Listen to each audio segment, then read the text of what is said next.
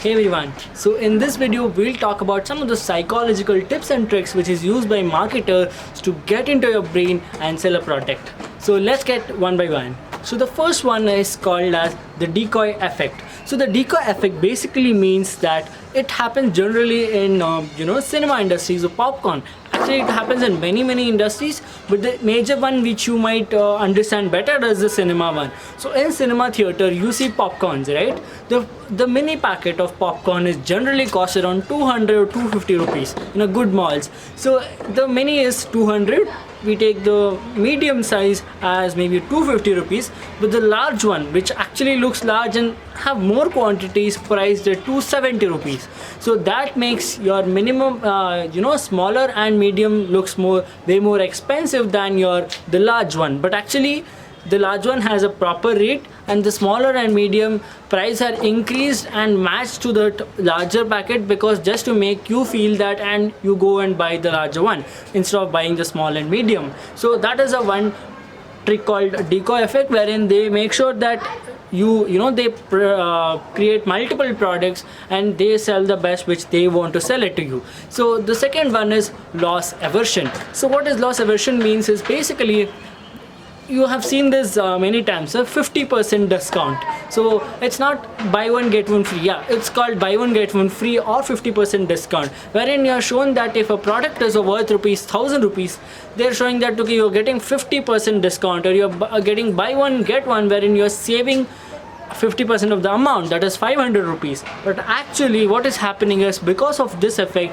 you tend to spend that 500 rupees, that is like the other 50%, wherein you buy the product rather than buying it regularly at a maybe different pricing, or you generally tend to buy that early because you feel that okay, it's available at 50% discount, or it's available at buy one get one offer, so you tend to buy the product.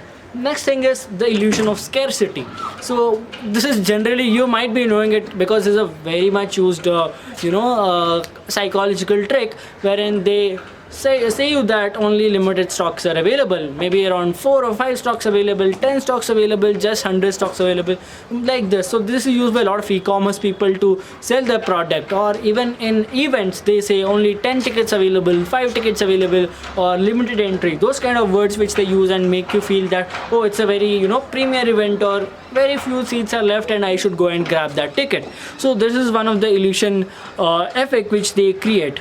Next is the framing effect. So the names are a little bit difficult for me as well. So the framing effect is basically wherein what they do is, for a product, so they create the positive frame around that product. See, you have seen that Colgate did this actually. Dentists recommend Colgate.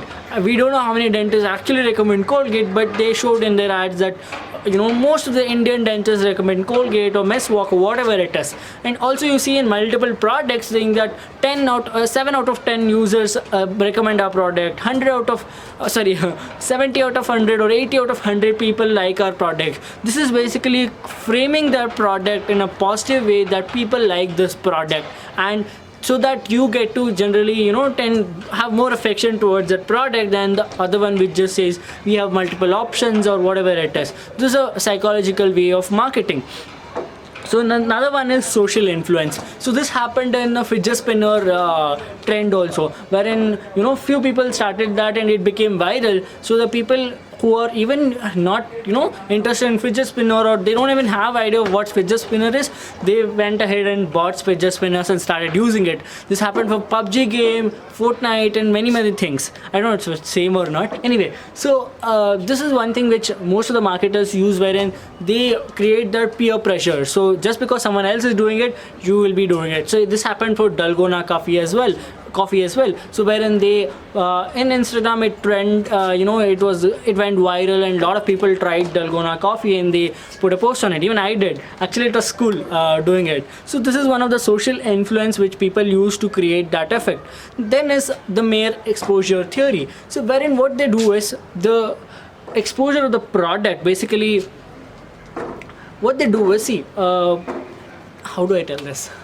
Okay, this is very this is a little into depth of marketing, but I'll make sure that put it in a very simple words. So you might have seen ads multiple times of the same brand. Maybe you might have seen Nike even in your board hoardings, or even in small shops, or even in online, and your some of the favorite influencer posting it. What is happening? So brands are showing that omnipresence, so they're around you, and they, whenever you think of a brand, see, I mean, when I say shoes, the first thing, Reebok, Nike, Adidas, so these three names come to my mind for the first time. So if you think of any brand, you can try this too on your own head. Like, just think of some brand, maybe, I mean, think of some product, right? Watch, Titan, what else is there? I'm only getting that. So like this, you might get few brand names in your head. Think about, why do you get those specific brands? There are hundreds of brands out there which have the best products maybe than what you're thinking, right? But still you get certain brands in your mind. Why? Because they have created an effect. They made sure they're everywhere and they're visible to you more number of times, so that you remember their brand. This is one of the psychological tips which they use as well. And tugging at emotions, so this is the best, I'll give you the best example for this. Everyone would be knowing this example because you all consume dairy milk, chocolates, or whatever products from the Cadbury, right? So what did they do? They tapped Indian emotions, or even generally people emotions, saying that they connected it to love or something which a good thing, right? I mean, see, the recent ad was they're trying to enter into different markets. One is they targeted all the youth and the people who are into love and those industry. Again, they came to this, wherein they want to replace Indian sweets with Cadbury chocolates as a savior. So people, I mean, you have seen that for Diwali you get a chocolate pack. So they are trying to hit emotions of people in the way that they are placing their products to such things. They're not just selling as a chocolate, but they're selling it as an emotion, right?